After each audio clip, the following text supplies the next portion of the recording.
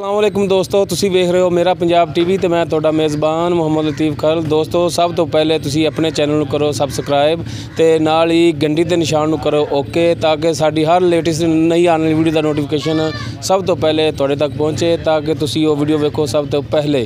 दोस्तों अज भी तुहाडा वीर लतीफ़ खल तुहाडे वास्ते एक पहलन झोटी की वीडियो लैके हाज़र होया सूई ये। बाकी मजीद मालक तो पुछा दसांगे कितनी देर होगी सूई नूं, इहदे थले दुध किन्ना है ते की इहदा हिसाब किताब है। सब तो पहले कैमरामैन साहब जिहड़े ने तुहानूं तसल्ली नाल दिखाणगे।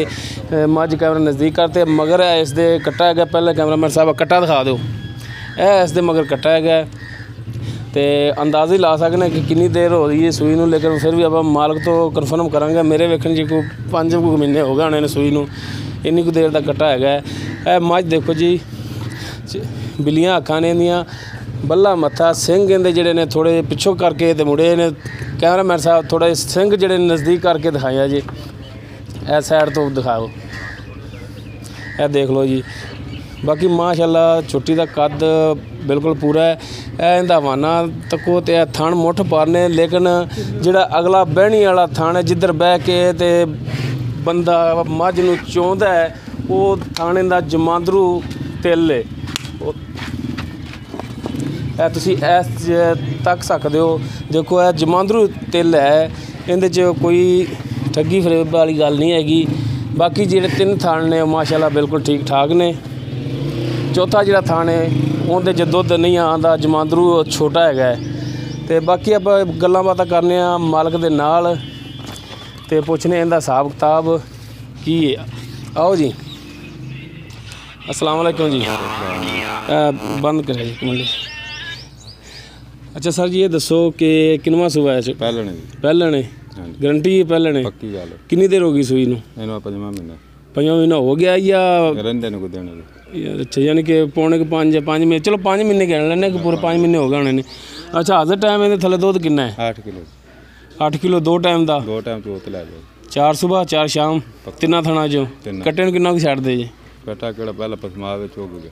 अच्छा, पसमा वाला ही बस वही आधा किलो हो जाए, 3 पा हो जाए, आधा किलो लै जाओ, 2 किलो लै जाओ, तारी हिम्मत ना चुंगना। हाँ सही हो गया। बाकी 4 किलो तुसीं एक टाइम का दोगे, 2 टाइम का 8 किलो, ठीक हो गया। अच्छा, इहदा तुसीं ये दसो कि जमांदरू ही तिल है सी? जमांदरू अगों खरीद ही कीती तुसीं ये? बिल्कुल।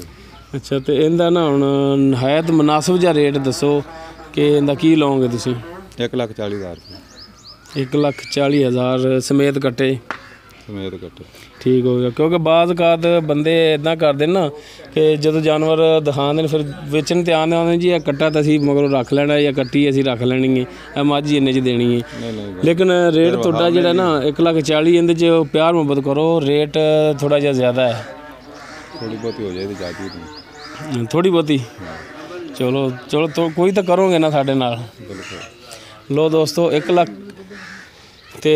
अच्छा, ये अपना ये दसो कि गब्बन भी है या नहीं है?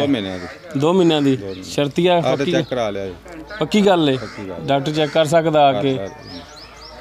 लो दोस्तों 2 महीने की गब्बन है, 1,40,000 मालक इसका रेट कर ले, लेकिन उनके भी कमी पेशी हो जाएगी। तो 8 किलो इन्हें थले तारा ने आके 2 टाइम चवाई करके मिल सकते हो, गड़वी मार सकते हो।